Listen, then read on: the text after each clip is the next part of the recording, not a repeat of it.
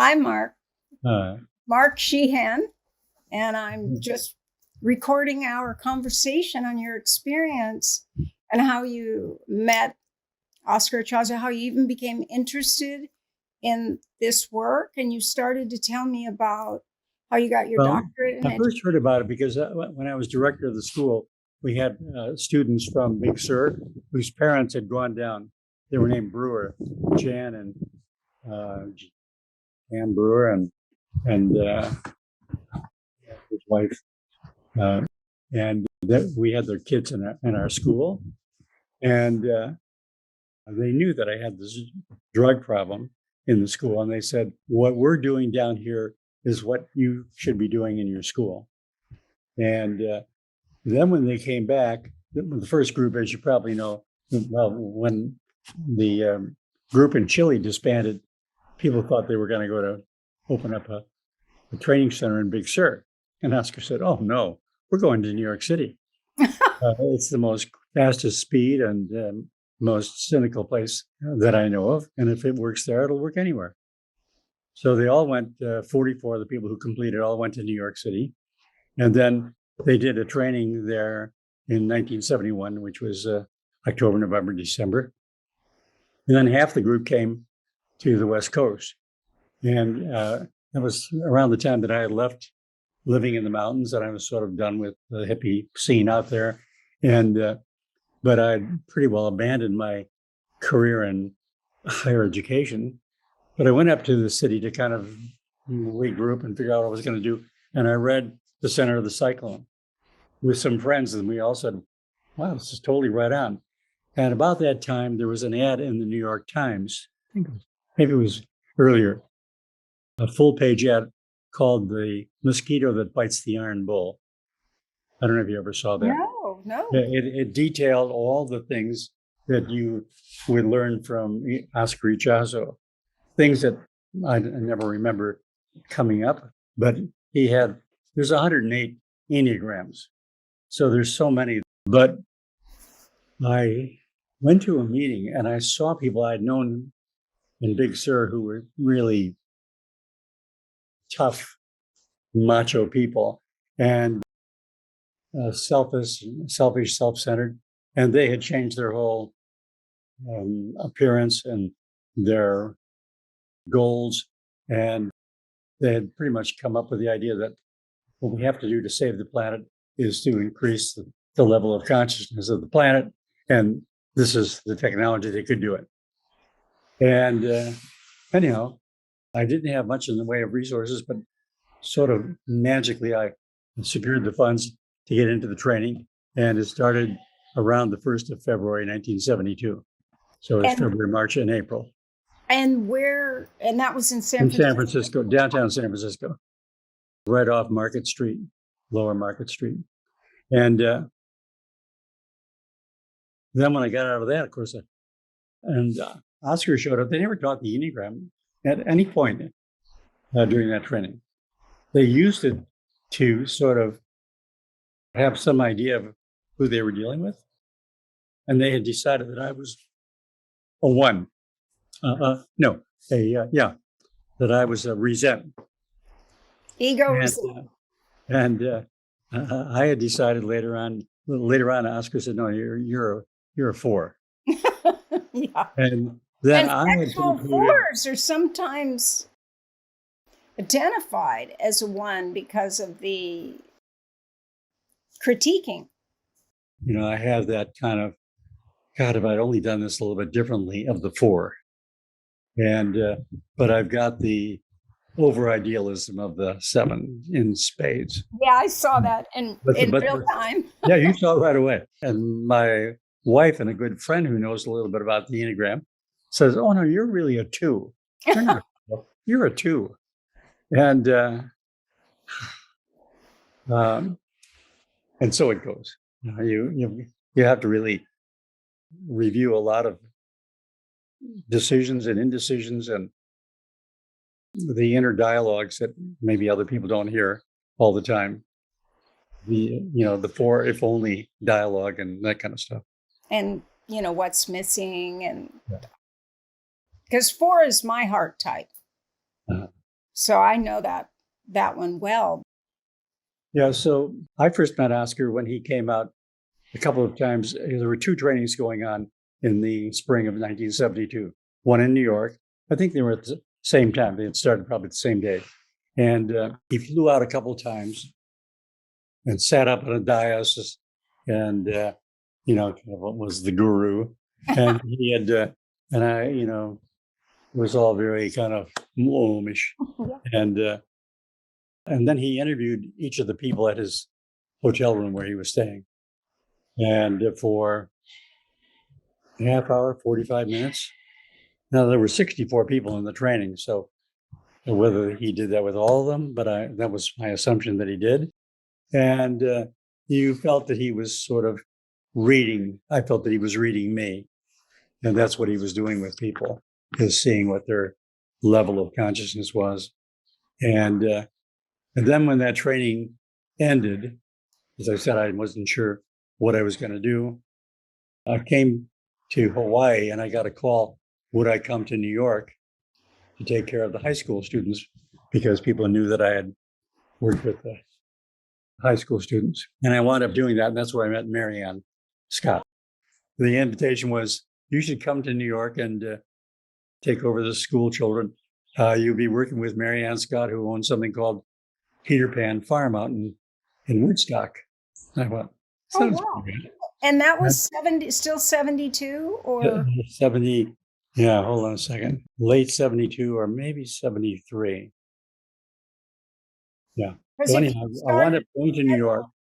You started in February of 72. And you said there was no fixation at that time. No. It was vice. I remember them, the staff in San Francisco, kind of telling me I was a resent. And they concluded I was resent because I said, we're paying $3,000 and you're giving us all this information. You don't even have a handout. Put it together. Well, they didn't want to be talked to that way. But anyhow, so it could have been 73 already when I went to New York.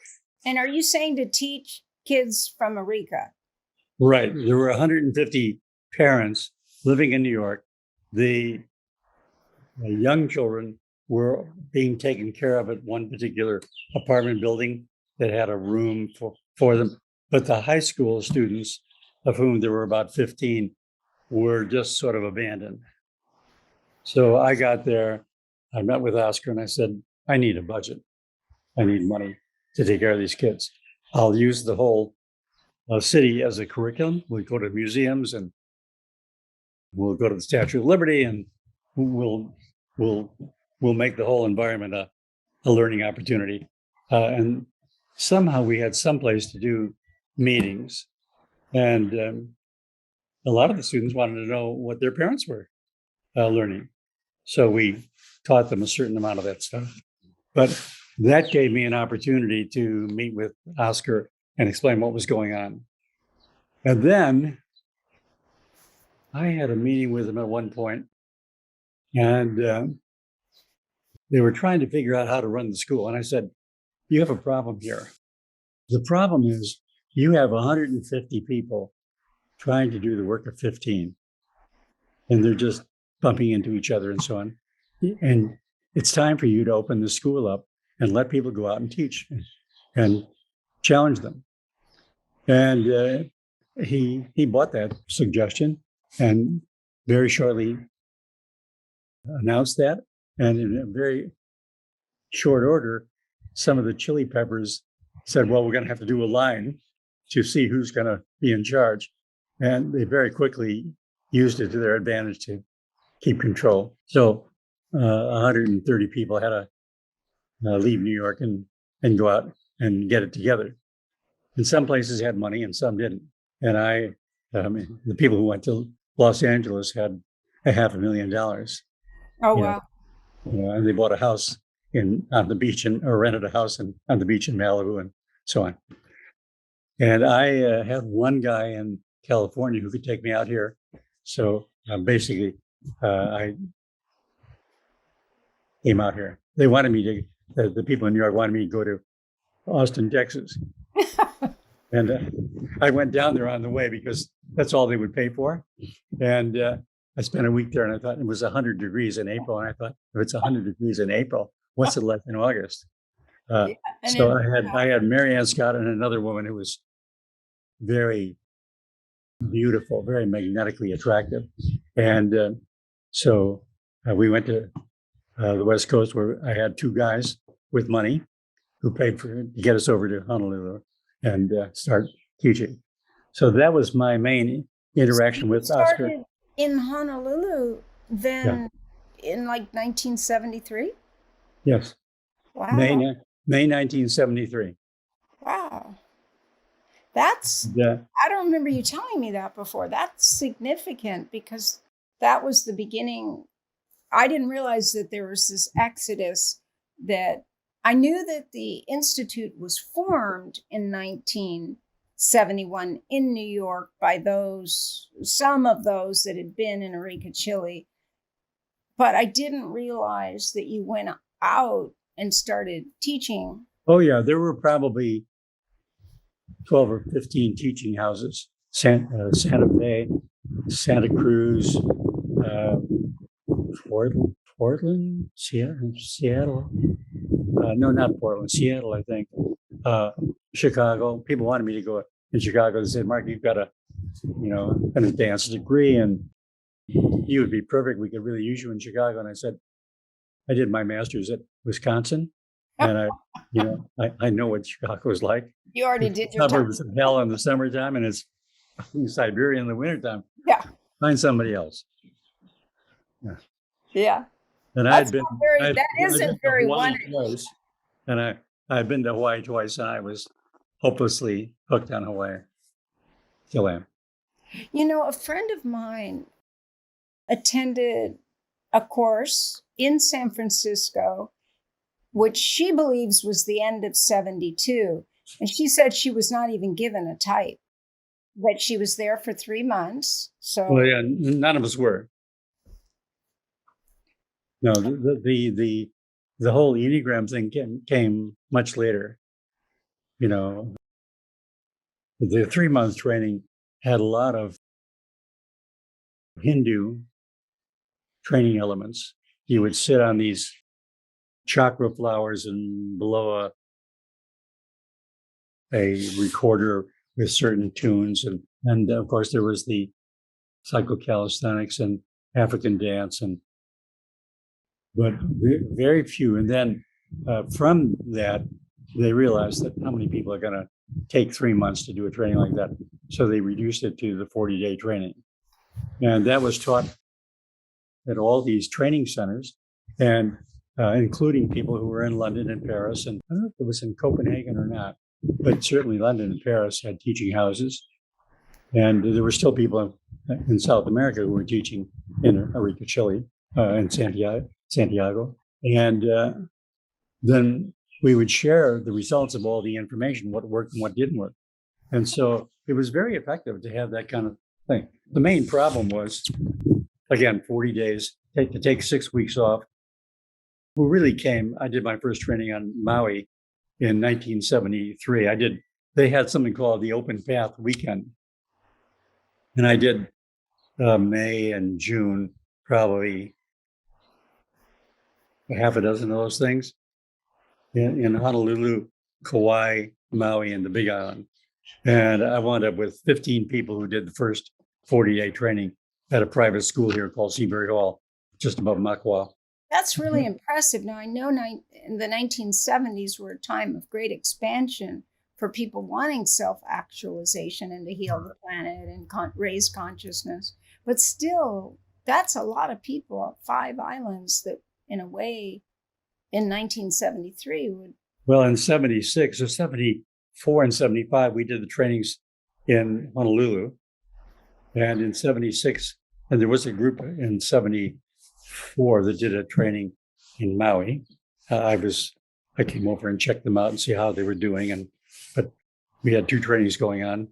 And then 75, we did one in Honolulu. And then in 76, we had 70 people in the training. We had a bunch of people come from the West Coast. The word got out that that we added a lot more to the training. So the first weekend we would take people on Saturday. Saturdays were in silence, and we take people to Little Beach of McKenna. And then Sunday we would go sailing. And the next weekend, I can't remember, but we really laid out the island. We might have gone sailing, or then the third weekend was a weekend of silence where people were by themselves for 2 days. And then the next weekend we did a kind of tour of the island. And then the last weekend, the fifth weekend, we would go for the whole weekend to Hana. And I was always telling people, do not smoke pot, do not go looking for mushrooms. Just realize that the higher states that you're looking for are inside of you. And so by the time and by the end of the first week, you could see the changes on people's faces. Oh, I could see. People couldn't see it in themselves when they look in the mirror, but they could see that other people were changing, and they could feel it inside of them. I don't know if you ever read Maxwell Maltz' book, Psycho-Cybernetics. yes. He was a plastic surgeon, and he realized that even when you gave people the place they were dreaming of, it would take them 3 weeks to get used to it. And it's all about the muscle use and the attitudes with it, or like people that have Botox do not have the same emotions as people who don't. It stilts some people say it's just you can't see it. You can sort of see it in their eyes, because I track micro expressions. I've been doing that for 4 to 6 years, but it's like it changes with Botox. You do not have the same emotion. Well, the big thing from the training, by the end of the fifth week, everybody's eyeballs looked like they've been soaked in murine. In fact, when I was in San Francisco, I could see people I didn't know who had done the training, because they had this electric quality. And people would say, and at the end of the trainings, I would give, on every Friday night, I'd have a party so people who lived on Maui could come in and party with us. Mm-hmm. And then I'd have a graduation event at the end of the last week. And we would have slides. We'd take slides of people the day they arrived, and 2 days before the end of the training, we show them on a big screen. And people would come up to me and say, sign me up. I want that, whatever it is. Want that? Yeah. Yeah. Because they could see.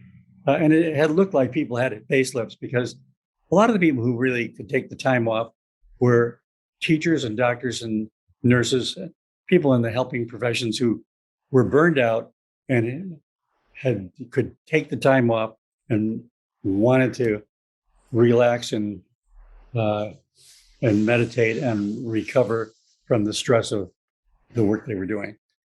Those were the main source of people who came to the trainings, it seems to me. What's interesting, Mark, I don't think we ever discussed that before, but David and I, when we would teach Enneagram and spirituality, where we put our experiences together with spirituality, and it was after I knew you, so maybe even you planted that seed, but I don't remember it. We would take pictures at the beginning of the week, and at the end, and the eyes were just luminescent. Right. I mean, just no comparison in 1 week. So I'm imagining 6 weeks, it would be phenomenal. Yeah. And people were also eating a pretty healthy diet. The first year in 1973, we used the cooks at the school, and that didn't work out. And in 76, I convinced the headmaster to put him on vacation or unemployment. And I brought in the Maui organic cooks. And so in a way, you sort of had total control over people's well-being, and they were pretty much hooked on the experience. Oh, yeah.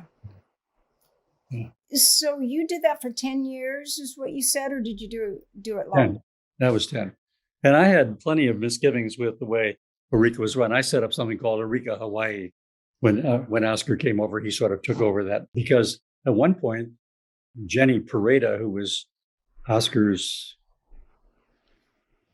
lady, sort of, I don't know who she was, she was the woman with the most power in the school. At one point, they just closed the whole school down and shut down all the teaching houses. And I didn't do that.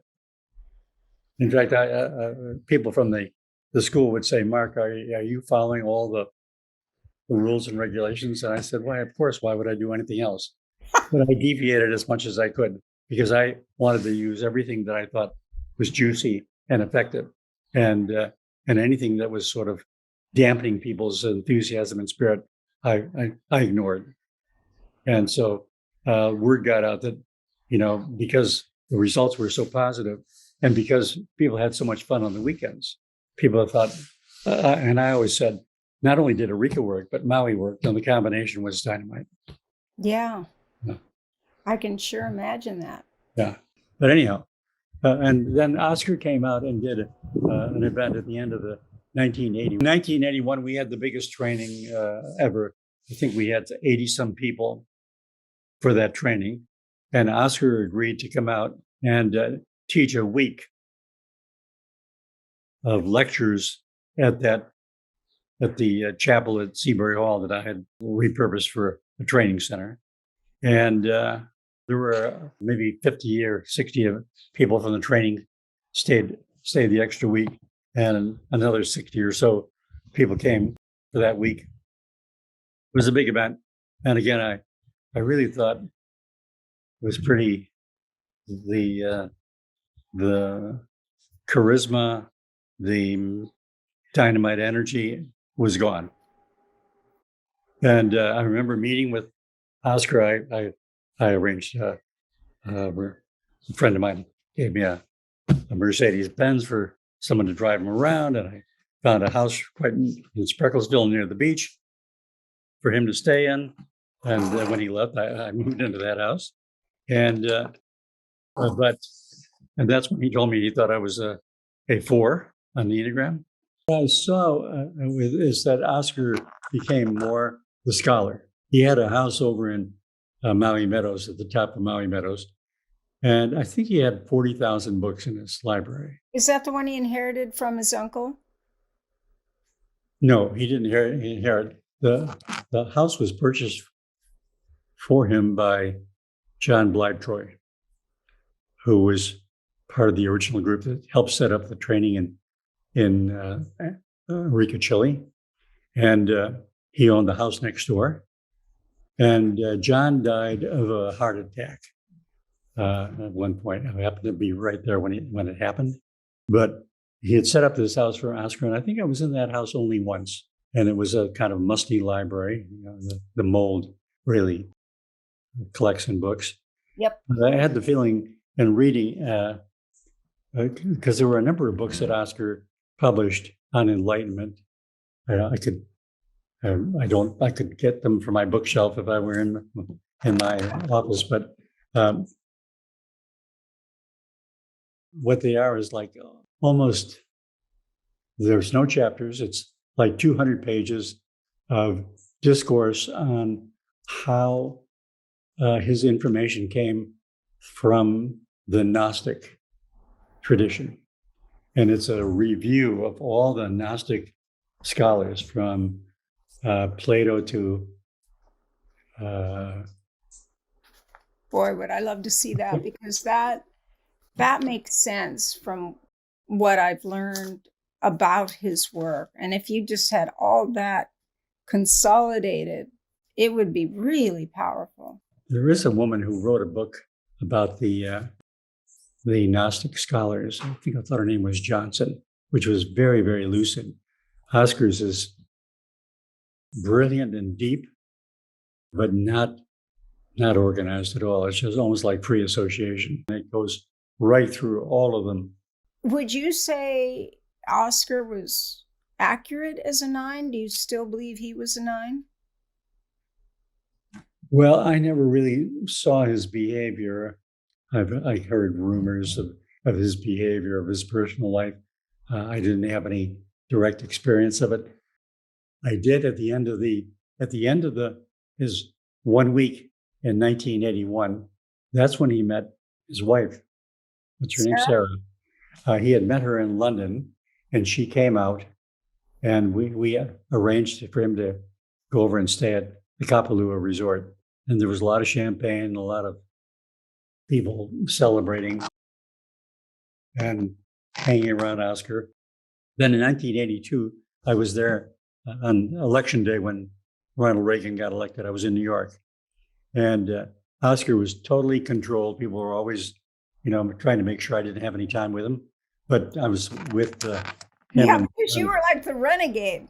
I know that someone told me that. Yeah. So we were there, and Mark tell you that. Oscar said to John Blabtroy, John, why don't you go out and get us some Chinese food for lunch? And while he was gone, I said, Oscar, why don't you come out and live in Hawaii?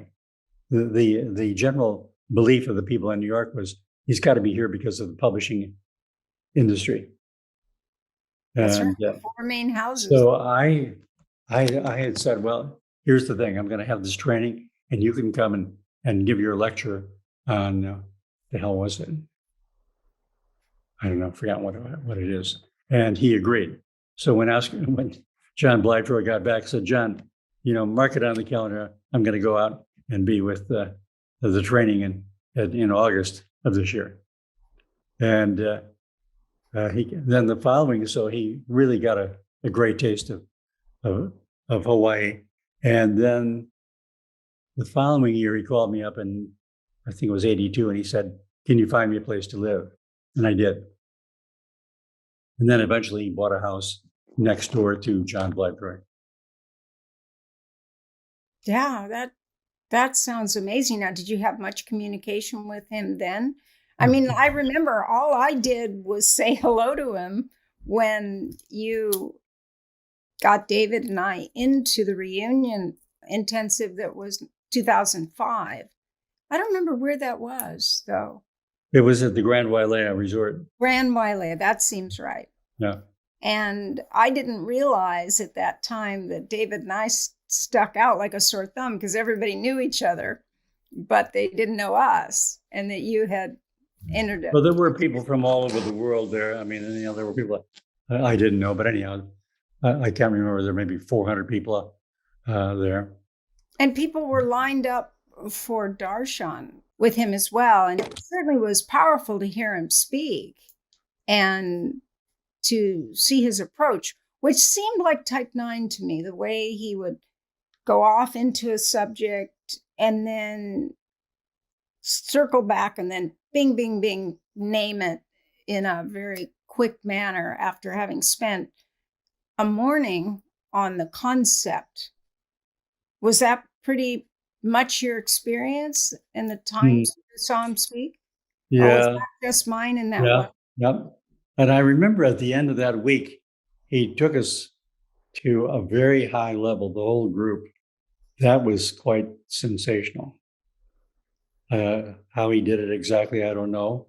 But I remember at the end of that particular session, at the end of the week, we were all in an elevated state. Yeah. Yeah. We had left before that, but I remember you telling me about that. Mm-hmm. And I've had that experience in other scenarios, but I really felt that he had a lot of consciousness in addition to the formula that he put together for. Well, really, because what he's talking about is the phenomenon of the unity and how the Gnostics all thought that the purpose of life was to achieve this state of unity. And so, even though he relied a lot on the Sufi tradition and the Buddhist tradition, he was all of his writing seems to kind of confirm the fact that this has been in the Western tradition and was buried. Yeah. There's a fantastic book by a guy named John Lash, called Not in His Name. Well worth reading. It's one of those books you just go, wow. And it explains the whole story about Gnosticism and how it was sabotaged by the Roman Catholic Church. Yeah, that would make sense. Yeah. What year do you think that was? Do you remember? Lash's. Yeah, the Gnostics, well, not Lash, but the Gnostics came together because of where it was in terms of all roads that met together. Well, there was the Council of Nicaea in 323, Yeah. But he gives you the full rundown of and Oscar revives the wisdom of all those teachings and shows who had it and how it evolved from Plato to Aristotle to Socrates. I'm fumbling for all. There's another dozen people in the Gnostic tradition, all of whom adhere to this, that the purpose of life is to achieve this state of unity. And I basically subscribe to that. Did you ever read Michael Newton's books, Journey of Souls? Yes. Yeah. I have. So to me, that is a really confirmation that in this lifetime, why are we here in this lifetime? This is our opportunity to have challenges to evolve. And but when we go out of the body, we go back to our soul group and get to share and look back and learn, and then eventually we are guided to pick another incarnation. The more you evolve into achieving and maintaining that state of unity in your life, that's really what this opportunity is all about. And the ego is our defense mechanism that it helps us adjust to protect us from our karma. So you have to overcome that in order to achieve these states of unity. So that was Oscar's main goal. That's the purpose of, it seems to me, the Sufi work. And, when I finished the training, I went straight over to Sufism because there was Pir Vilayat was teaching the dances of universal peace in Sausalito. And I would just go over there and immediately get into it. Then when I came to Honolulu, there was a man named Hugo Valdez. Yaxan was his spiritual name. And he was initiated in 2 Sufi traditions. And he became my son's godfather. And Marianne had a long affair with him. And he would send his Sufi students to me to do the trainings in Honolulu, up in Manoa Valley, right behind the university. And I would go down on every, I think it was Monday night, for the dances of universal peace, because I would get into those and immediately be in Satori. Yeah, in an ecstatic state. Right. Fana, as the Sufis refer to it. Yeah. And so that's still my goal. How do I get into that state? And how can I maintain that state? And that's the hardest part, maintaining it. Right. Because shit happens and you're always reacting.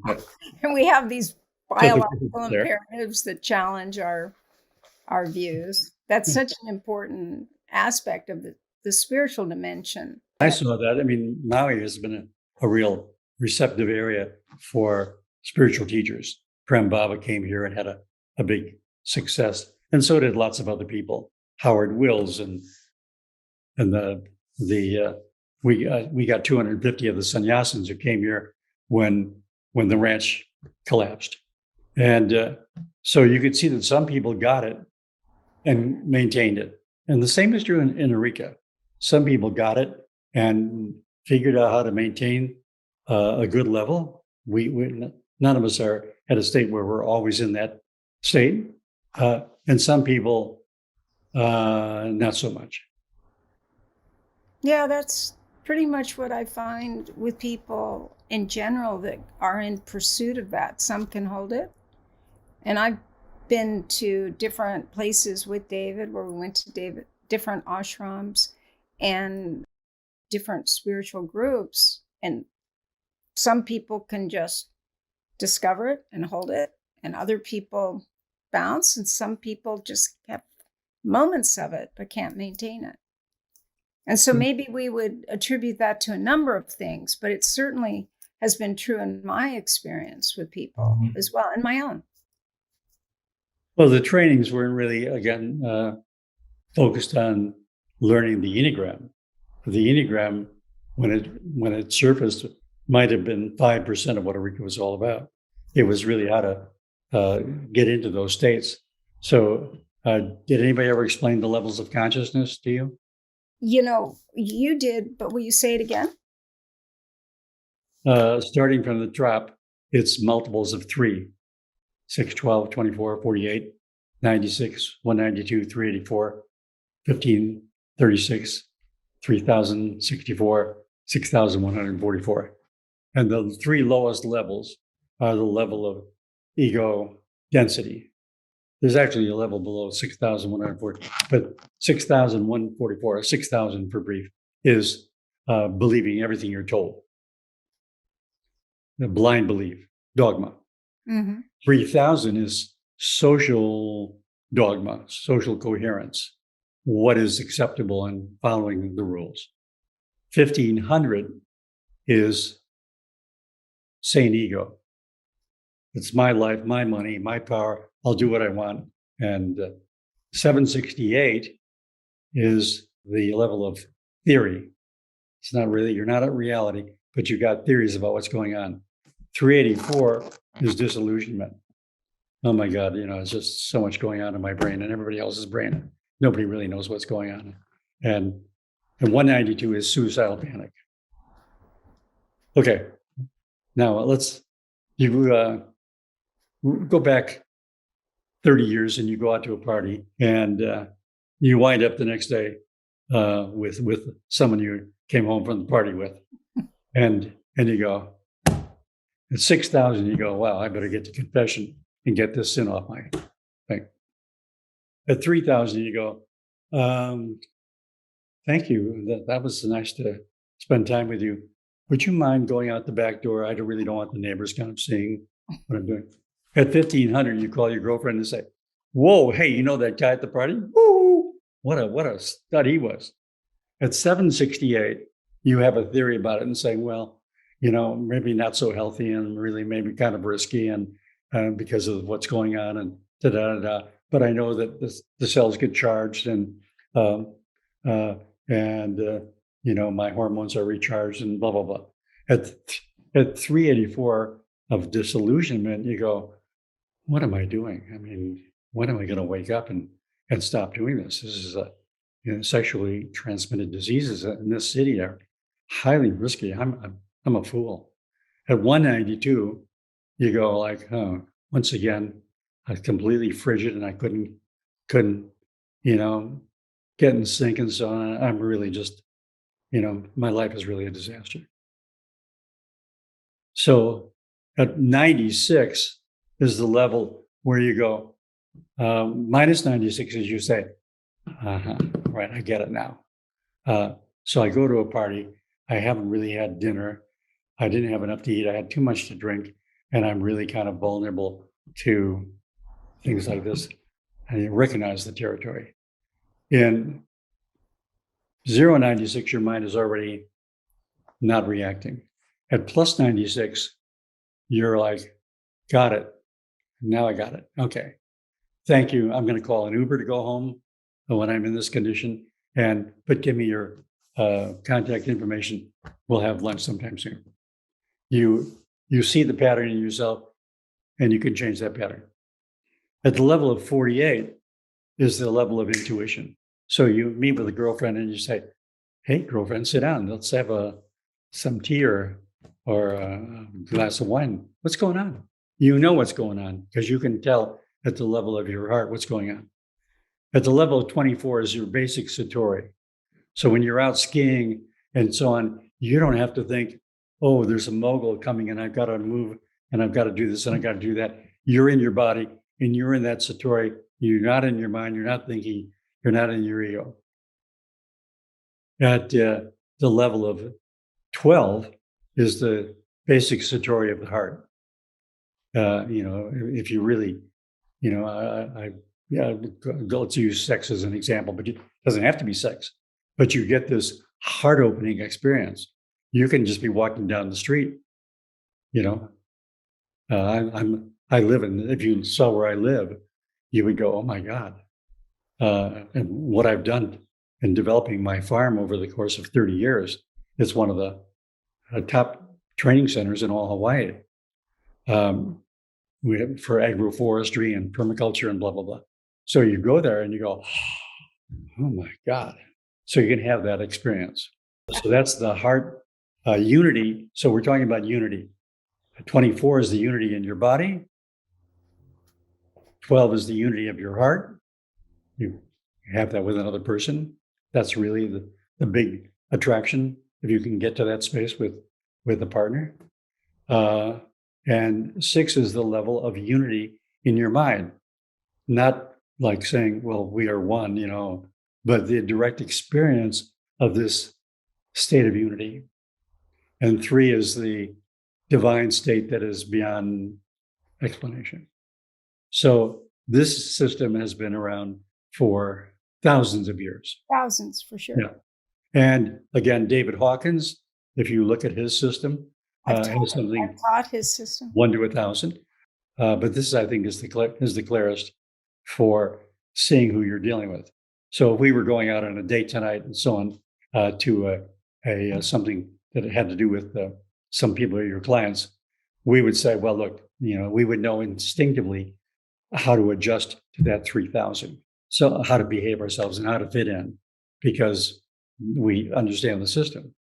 On the other hand, we can see other people who are, the rock stars who can say, screw the system, I'll do what I want. And we see a lot of that now, a lot of it. And you can see people who are scams are really like 768. Okay, moving right along. Yeah, no. Thank you for reviewing it. So that stuff is, there are those tools. And really, in a way, I would say to people at the end of the training, you have the toolkit. You have used and developed the skill set. How long will this last you? Well, you're going to go back into your world and get triggered. But remember, these tools are there for you to use. And how did you and when did you introduce the Enneagram in the 40-day training or the domains of consciousness? Well, so we taught, Marian and I, probably 17 40-day trainings and probably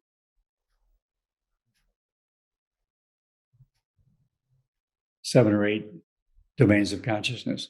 This new training that they're doing has the levels of consciousness and the domains in it. We once did a training at a private college in Honolulu, and we were upstairs in the theater department. And so when we did the domains of consciousness, people could dress up in the domains.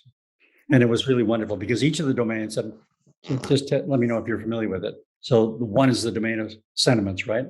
2 is life and security. 3 is creativity. 4 is the intellectual domain. 5 is the social domain. 6 is the work and rest, play domain. 7 is hierarchies. 8 is morals and law and morals. And 9 is the spiritual domain. Each of those have a dichotomy. Yep. So if we're in the spiritual domain, it's believer doubter. And in the domain, we would be doing partner training. And we'd do this for 5 or 10 minutes, and then you'd switch to another partner. So I'd be in believer, you'd be in doubter. Katherine, God, there's this new guru who's here, Prem Baba. He is so advanced. You get into yeah, it's true, he wants you to take ayahuasca, but hey, you get such a great state. And you're going, yeah, right, another one. Yeah. So we would do that. And then we would switch. You'd be in believer, and I'd be in doubter. I'd learned the dichotomies from a handout that Kathy Spieth has, because for Kathy to have it, she got it from Naranjo. Yeah, maybe Oscar taught it, and God knows what he taught in the 10 months in Arica. Yeah, I mean, I taught the domains of consciousness, but I realized in 2005 that I only knew it on one level, and that there were levels that you're mentioning now that are significant. And that's what people don't realize, is that the Enneagram kind of changed, and people didn't realize the Arica school was a whole spiritual school and the Enneagram just a part of it. Right. and my understanding is that it was to see what was in the way of your ability to see yourself as you are and to see your ego type, and that it was a way to. Well, the big part of it is, with each domain, there's a passion. So it's related to the 7 deadly sins. They're not sins, but they're passions. Yes. So 1 is anger, 2 is pride, 3 is deceit, 4 is envy, 5 is avarice, 6 is fear, 7 is gluttony, 8 is lust, and 9 is laziness, really. Laziness of awareness. Yeah. Correct. So, but the alternatives, those things, are the mudras that go with it and the state that the mudras can put you in. That's really, I mean, if I were teaching these days, that's probably what I would teach people is, the mudra for to antidote the anger is serenity.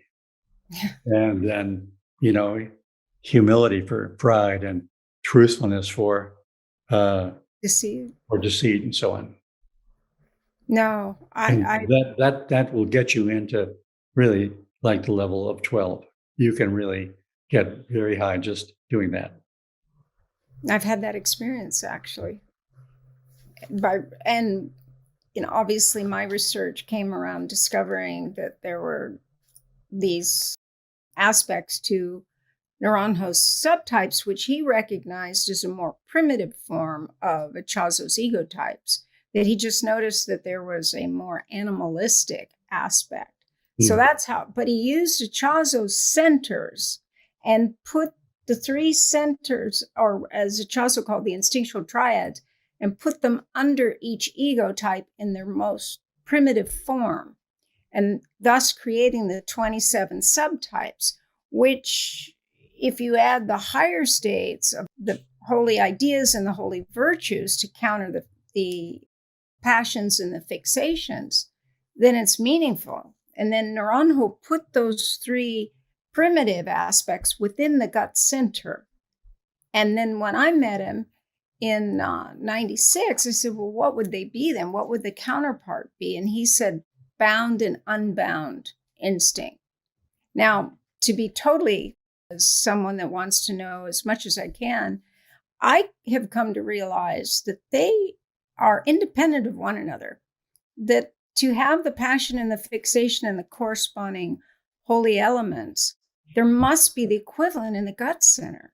So I'm very fascinated to know what you would teach, because you didn't have Naranjo subtypes.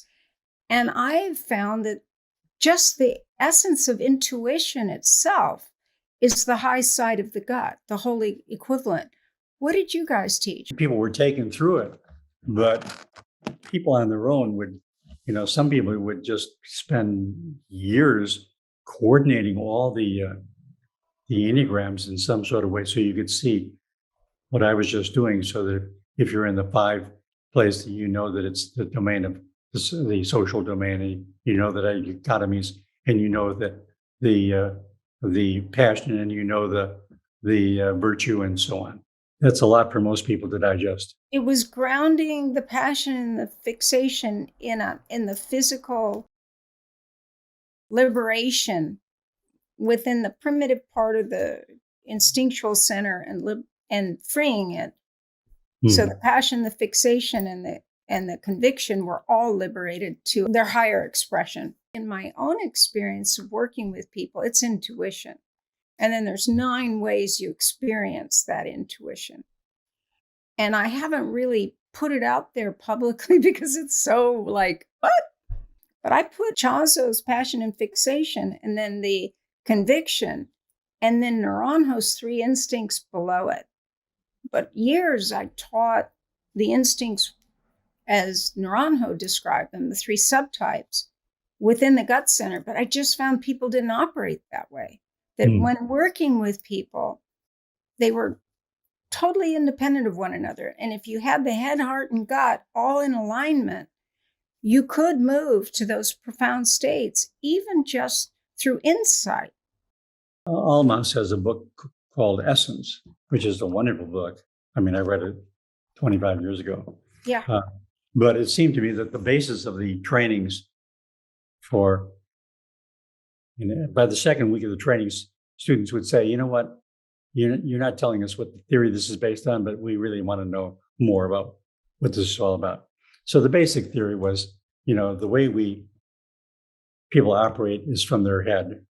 And we make up all these conditions in our mind, and our emotions are basically controlled by these thought forms, and the Danchen, the Kath, just basically is the chauffeur. Okay, that's a good way to say it. So there was a great deal of African dance and Tai Chi and movement and meditations with sound and other things to activate the Danchen and to build the Qi, and then to clarify the emotions by going through the process of the 320 hours in the training. Probably 120 of those hours were in small groups answering questions about the training and program. And there was no explanation at all. It was just, I remember a time when I was, just in first grade, and this happened, and our mother said, and I think so your muscle memory of the people in the group would get activated, and they would all remember things and slowly release it. So you would be releasing a lot of the tension in the heart. And then when you did the trespasso, which we did every night, for 20 minutes, 25 minutes before the end of the training. So you would be connecting with this spirit of love that flows through humanity.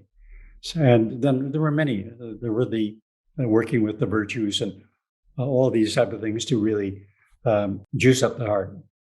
And then to try to stop the mind from dominating everything by going into no mind, so that you reverse that process. So it was the dynamism of the Kath, and the Ath was receptive to that Qi and had eliminated the obstacles, and the mind could go on standby. How do you get to Satori? That's how you get to Satori. That's the fastest way. Yeah, so that really is from the instinct up, even though the mind is the ego part.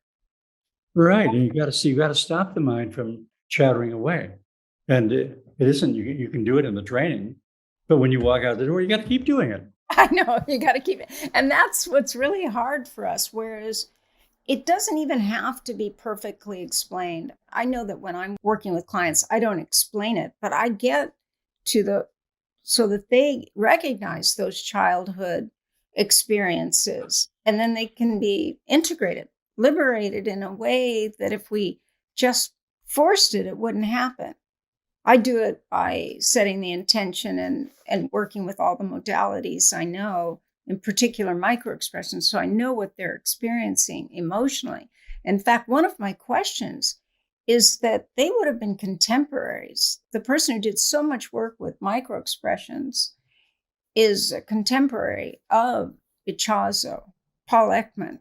Did Ichazo know or ever mention Paul Ekman? Or did he mention anything about No. Steve? No. Because he has when interviewed, but I got the impression from both you and Marian that was not the focus. The focus was on actually experiencing those processes rather than naming them in a way that everyone learned independently. Like, I was surprised. We didn't really spend much time at all on the theory. It was just the manual was set up in such a way so that we would start off the morning at 7:30 with Tai Chi, and then that opens the chakras right there. That opens the and then do the cyclocalisthenics. So the day was laid out, and we, again, using Maui and Seabury Hall, we had great space to be outside and do trainings outdoors. The campus at Seabury Hall, I don't know if you've ever been there. It's gorgeous. Mark, the other thing that you told me that I don't want to forget to ask before we end is that you believe that maybe the last reunion intensive, so if I attended in 2005, and you think there might have been one with you in 2005, but you think there might have been one in 2010? I think so. How is it that David and I could attend that 2005 event and then someone say that I never talked to Ichazo, that I was never there? How do you think that it could be? We were so visibly there. It just seems so strange. Yeah. There are a lot of people who are, as you can see, are overly protective of the school. And I always found it a mystery that they were, the school and Oscar and Sarah were always so overly protective. And of course, that's why so many people ran off with the information they got and developed it on their own, like Riso and Hudson and other people like yourself. Yeah. Riso got it. He was in seminary at the time, so he got it through Robert Oakes. Oh, okay. And I got it through, actually, Naranjo distilled through Naranjo's girlfriend and then met Naranjo. But I was teaching for 9 years before I met Naranjo. And I was teaching with just handouts from Kathy Spees. So I didn't know what I didn't know until I met Naranjo. And then I realized, oh, there are people teaching the Enneagram that didn't even have any exposure to Ichazo at all. The people who are doing the new training, you just say it's a terrific training. There's a place here that's owned by a woman who lives in Tiburon, Lori Grace. And she has a center, an echo retreat out in Huelo, this peninsula, about 25 minutes east of where I am. And I think 25 people can fit in that training. And they had one in January this year and one late last year out there. And people, it's the levels of consciousness and the domains and the doors of compensation. And I'm not sure what else, but it's maybe a 10-day training. But I think it's probably a pretty good training because they pack a lot into a short period. And is it specifically on the Enneagram or on the psychology? No. It's those trainings. It's the domains and the doors of compensation, which is a whole elaborate thing that probably most psychotherapists should know a lot about. Yeah. I taught them, again, not knowing all the nuances that I should. I taught what I knew and still do, but I don't advertise anything that is Ichazo's work out of respect. The planet is falling apart at a ridiculous pace. The planet is really in terrible shape. My motivation for doing this work for so many years was to try to get to the point where you could help people who in power to wake up and take action. A lot of people woke up, but they were never the people in power. Very few people in power had the full awakening, That's very true, isn't it? Yeah. But there were still a lot of people like yourself that woke up and recognized this need to expand consciousness, to have the kind of perspective that would make you want to consider anything other than just consuming. Well, you and I have had wonderful lives of service, really, and but we have to recognize that the speed at which the planet is collapsing is much faster than anything we were able to do. We were never able to reach the people in power. So it goes, and people are still desperate to, get to a state of equilibrium and well-being and even ecstasy if they can achieve it. It's harder and harder with more and more fear being pumped into the whole system. Right. So that's what we get to do is to, for the people who want it, I had to really go out and make a living. And I realized I could never do it. As do I. I wasn't, Tony Robbins. I didn't have the power and, charisma and that he has. And I think Tony Robbins is really good at taking complex things and narrowing them down, just like the founder of EST, Werner Erhard, because he would do the same. He took Wait all a second. Oh, yeah, right. Werner. Yeah. I actually went through EST, and he was the teacher. And I remember thinking, wait, a lot of people can't handle this, but there's a lot of truth in this. And I was pretty young at the time. I was in my early 20s. I just had my first son. And it was very transformational from the standpoint as I recognized that I could be right or I could be in relationship, but you can't really be both. Yeah. And there were just there were Buddhists. Did you ever do EST? No, when I came to Honolulu, I went to the EST office and I said, you've already had 5,000 people do your training here. I think those are the ideal people to do my training, because you opened them all up and I could take them to the next level. And he said, well, we made this agreement with people that we would not share their contacts. So no. But he said, but I'll give you some advice. Break your training up and do it on weekends when people can be available.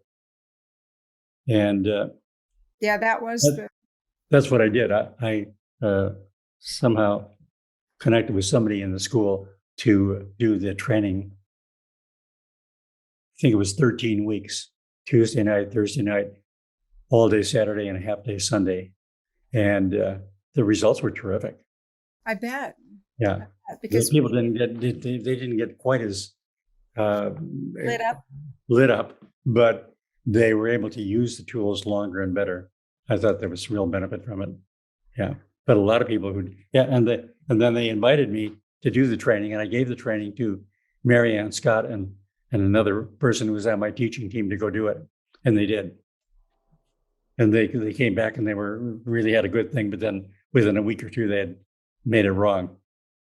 Well, I think there's a way that you can go up quickly, like with EST, but it was so punitive to the ego, not rather than letting go of the ego, it was punitive. It was making the ego wrong, that people would have a rebound effect. Right. Yeah.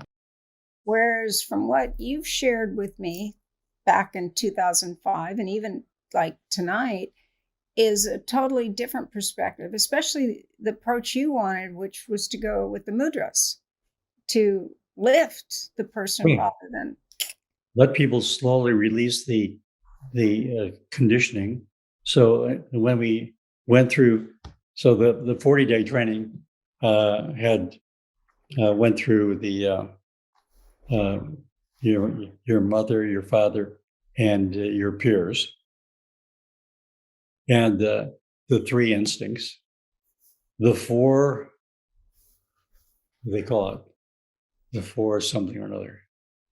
Well, like the sexual, spiritual pole. Well, it was these were all related to your chakras. So there was the desire for ownership, the need to be loved, your expression system, and how you coordinate your life. And then the two poles, the sexual pole and the spiritual pole. And do you remember when he added the sexual spiritual pole? I know that I think that was baked into the 40-day training right from the very first 40-day training. Oh, excellent. In 1973. Okay, excellent. Because Naranjo did not know of the sexual spiritual pole till after he was beginning his archetypes for the primitive level that he called the instinctual subtypes of Ichazo's centers. And that was around, he got mad at those that were teaching Ichazo's work in 1972 after teaching 18 months, Seekers After Truth.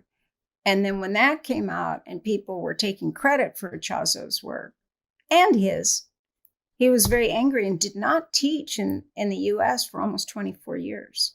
And when he did teach again is when Oh, really? Okay, I didn't know that. Well, it violated Ichazo's copyright. Like if you look at the terminology that Naranjo used and Ichazo, it's different. And Naranjo told me that he did that to honor Ichazo's intellectual property, that he used what was in the public domain. Okay. And that he was very upset that confidentiality was, violated. He said it was his own fault. It was his girlfriend that he didn't have signed the. What was the name of the woman who wrote the first book on the Enneagram? The very first book was written by Maria Biesing and No, there was another Patrick one. O'Leary. I That was There was a woman that the Institute sued. Helen Palmer.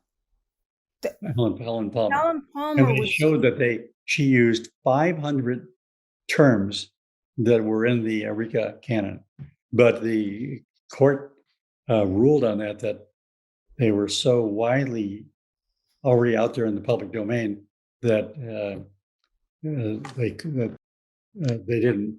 And the word Enneagram was in the public domain.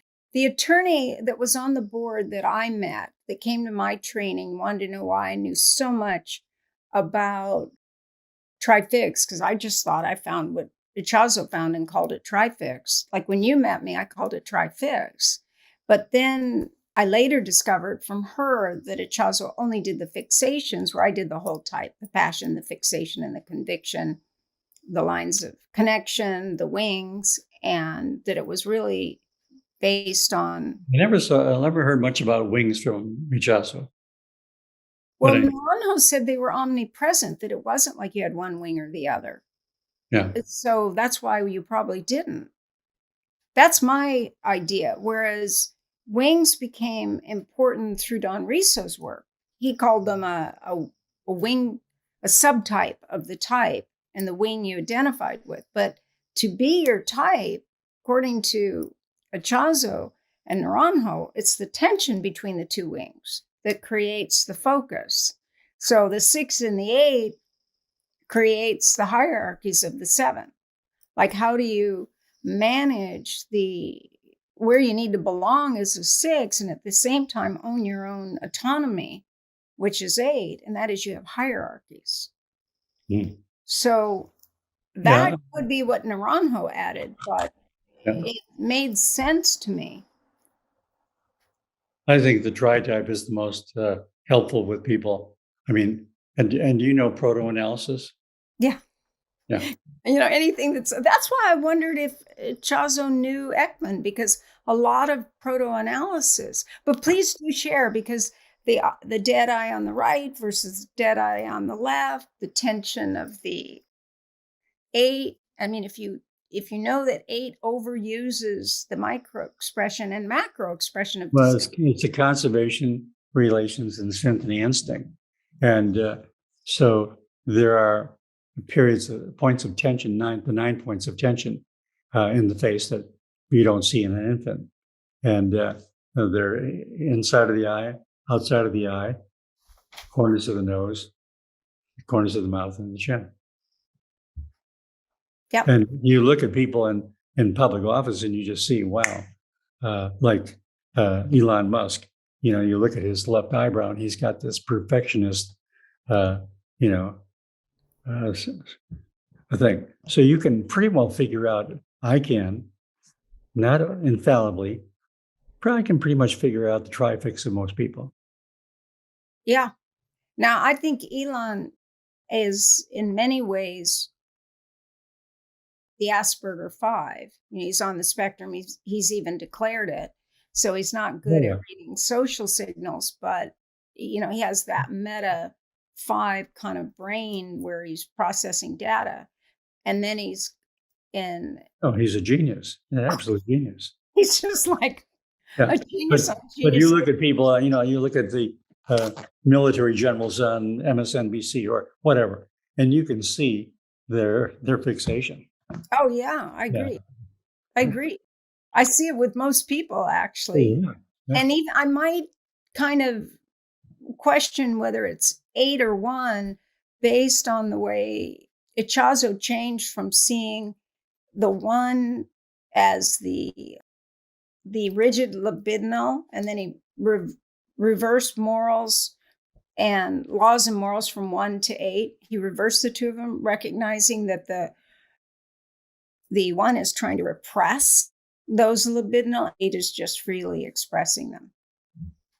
But both be rule oriented. Now, correct me if you taught it differently. I never taught this. I always wanted to teach it. I always actually wanted to write a book about it and be clear about it. But I've dedicated a lot of my life to the environment on Maui. And I've been involved with a group called Maui Tomorrow for over 30 years. I recently resigned from the board, and I was also involved in something called Shaka, which was another organization to prevent Monsanto from being able to Contaminate. experiment with their crops here.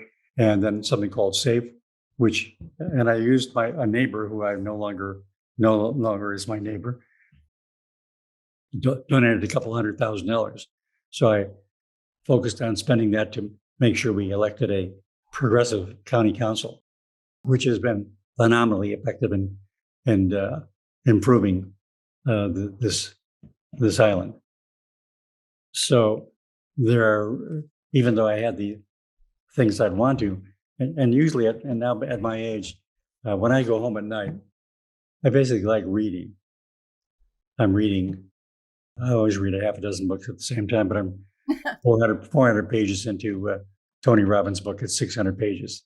Fabulous. Great writer. Just terrific book. But like books, and I get great books like the one Not in His Name by the Lash book. Fabulous book. You would enjoy into it. that. Yeah, I'm going to look into that for sure. You'll see how the Gnostics were basically destroyed, not only as a movement, but all their temples were destroyed consciously. Yeah. And Ichazo at one point explained how the wisdom was transferred into the world of Islam and migrated into through Morocco into Spain in the 15th century, 16th century. And he would identify exactly who was the recipient of that and how that brought that wisdom back into the Western world. That's fascinating to me because when I was doing my research following the first Enneagrams and the symbol that we identify as the Enneagram, but Enneagon, according to Naranjo after the lawsuit, correct?